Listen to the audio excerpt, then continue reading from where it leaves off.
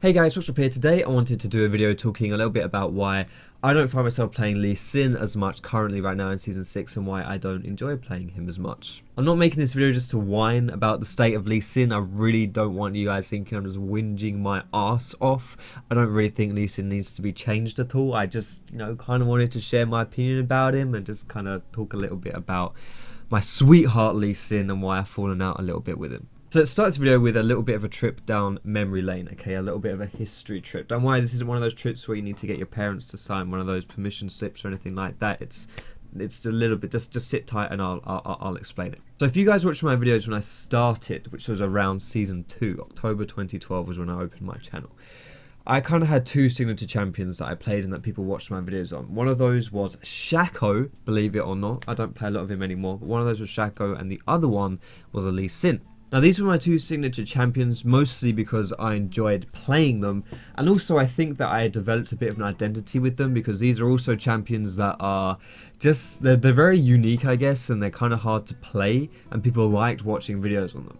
I guess it's a little bit like the jungle role in general, right? I feel like that's the role which is unique compared to all the other roles because you're not laning, and it's one where you really need to know what you're doing. So to that extent, jungle content is always popular on YouTube because people always need to learn how to play jungle because it's difficult. So I was Lee Sin and I was Shaco, and I fell out with Shaco after Season 2. Like Season 2, I loved playing Shaco, I was good with him. Season 3 though, they introduced a lot of mechanics to help you get back into the jungle. I didn't really feel like invading was as valuable as it was in the past. So really I just stopped playing him, and that was ages ago now, and I still don't really play him. Lee Sin on the other hand is someone who's always managed to keep my attention up until somewhat recently.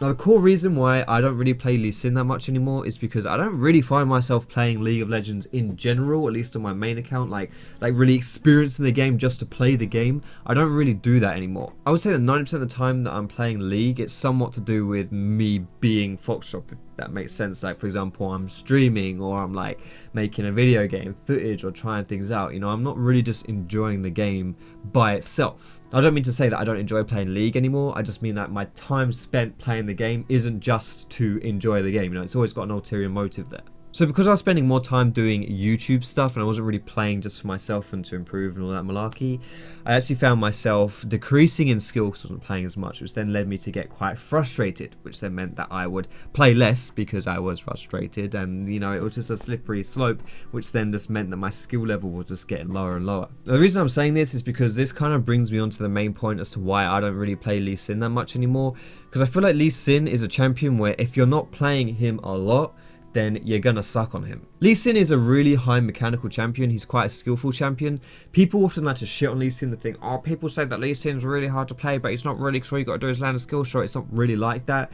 The thing is, like Lee Sin, when you compare him to all the other champions in League, or at least a lot of them and most of the other junglers, it is really hard to play Lee Sin to the same level as other junglers with the same level of skill, if that makes sense. Basically what I mean to say here is that you could be playing pretty much any other jungler and not have to put in as much effort, not have to be as good in them, and you could have the same if not better results than you would have on Lee Sin, while having to play so much better on Lee Sin to be able to pull him off to the same level. I don't know if I explained that very well, but basically that's kind of the gist of it, right? That if you're not really good on Lee Sin, there's just no point picking him. So that's one reason why I wasn't really picking him as much, I wasn't playing him as much, because I wasn't as good on him because I wasn't playing the game as much. Now for Season 6 right now, we are over halfway through, right? We've just finished the spring split, we're coming into the summer split, and I've played less than 150 games in total. So naturally that means that I've played a lot less of Lee Sin as well, and that is the first reason why I haven't played him as much, why I don't like playing him that much, is because I don't have as many games under my belt, so I feel like I'm quite rusty on him. And that's the first thing about Lee Sin, right? I played a lot less in Season 6, but Lee Sin is a champion that requires you to play a lot of him. You got to play a butt ton of him to even learn how to be good on him. Then you got to play a butt ton of him even more to actually get very good at him, and then you have to keep playing a butt ton of him to make sure you're not getting rusty. Right now I am the definition of a rusty Lee Sin. That is not something that you can look up on Urban Dictionary, at least I hope it isn't. The thing is, like, unless you're really playing this game a lot, and I would say like almost daily, unless you're playing Lee Sin daily, you're really not going to be at the peak of your form on him. Now you may be sitting there thinking, okay, well maybe you're not going to be performing as well because you're not playing him as much, but maybe you can just play him for fun. After all, if you enjoy playing the champion, then why don't you just play him? And that argument does make some sense in theory, but the thing is, at least for me personally, I find like unless I'm playing well on Lee Sin, or more specifically if I'm not playing that well on him, Lee Sin is the most painful champion to play in the game. Like if you're on tilt and you know you're missing your skill shots, your wall hops aren't going so smoothly, you're not making very many flashy plays, so you're not being able to do anything with your kicks, the Lee Sin is just terribly painful to play. I can't really put it into words. It's just you feel so useless and you're so angry and frustrated at yourself because you know the stuff you're capable of doing and you're just not able to pull it off. So that's the second reason, is that firstly, I'm not as good on him, and secondly, unless you're playing well on him, he's really not fun to play.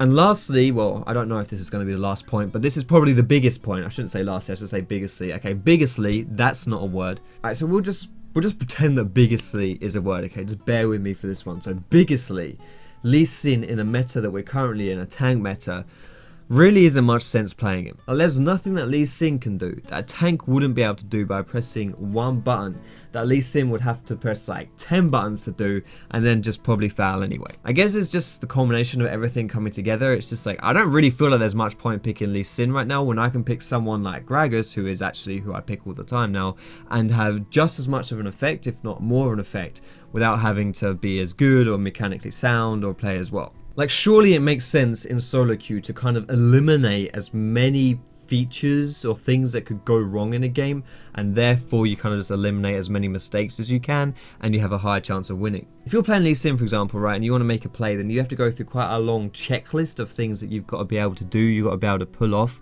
before making that play successful. Whereas if you're playing a tank jungler, you don't need to worry about that checklist, you just got to worry about what plays you got to pick out. It just really simplifies the game and makes it a lot easier to succeed if you don't have those extra layers of difficulty. If you're a really good Lee Sin, then these checklists don't really mean much to you because you're just going to pull it off regardless, right? And if you're a really good Lee Sin, then there are going to be more plays open to you because you're so good on him, you can make things work. And that's why I don't think that Lee Sin really requires any changes. I'm not saying that Lee Sin's a weak champion overall. I just think that unless you're really one of those very strong Lee Sins, it's just very hard to justify picking him. So that's why I don't play Lee Sin as much right now in Season 6. I don't stop playing him, and if you watch my stream, you know I play him at least once every single session. Lee Sin is my sweetheart, and a lot of you guys watch me play Lee Sin, and I really don't want to stop playing him or anything like that. I just need to learn how to get good on him. It's just, you know, it's hard to justify picking him if you want elo, and if you are in that situation where you just want to win games, then he's not really the smartest pick around. But yeah, outside of that, I hope you guys are having a fantastic, wonderful, and lovely day, of course. Don't forget, guys, you can find me on my Facebook or my Twitter and catch me streaming over at twitch.tv/Foxdrop. All those things are down below in the description. Another quick shout out that I've teamed up with the Busker app. Go into the Apple store, you'll find it in there, and it's like a Periscope thing, so you can hang out with me at different times if you want to. Most importantly, guys, thank you so much for watching this video. Have a great day, and I will see you in my next